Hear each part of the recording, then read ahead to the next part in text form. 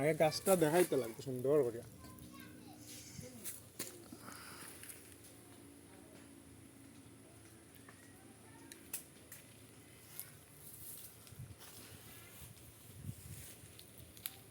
রিঙ্কু, হ্যাঁ বন্ধু।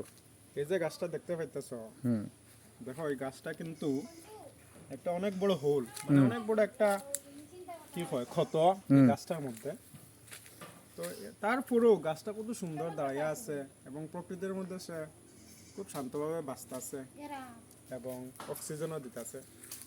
তো আমরা এই জিনিসটার থেকে এই শিক্ষাটাই নিতে পারি, এই গাছের যে যে হোলটা আছে, আমরা জীবনেও চলার পথে অনেক ক্ষত বিক্ষত সমস্যা থাকে, দুঃখ কষ্ট, দুঃখ কষ্ট, ওইগুলা নিয়ে জীবন।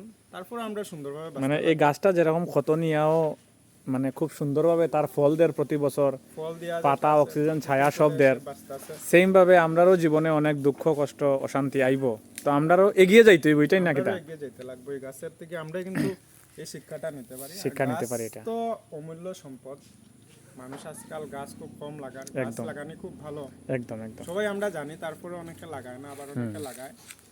তো আসলে এই শিক্ষাটা আমরা গাছ থেকে নিতাম পারি। আরো অনেক জিনিস আছে, আমরা চলার পথে অনেক জিনিস দেখি যে জায়গা থেকে আমরা কিন্তু অনেক শিক্ষা নিতাম পারি। তো এই গাছও আমরা একটা জিনিস শিখাইয়া দিল আর কি, জীবনে দুঃখ কষ্ট আইব কিন্তু তারপরেও আমার হাসি মুখে চলতে লাগে, চলতে লাগবে। এটাই ওকে ওকে দোস্ত, থ্যাংক ইউ।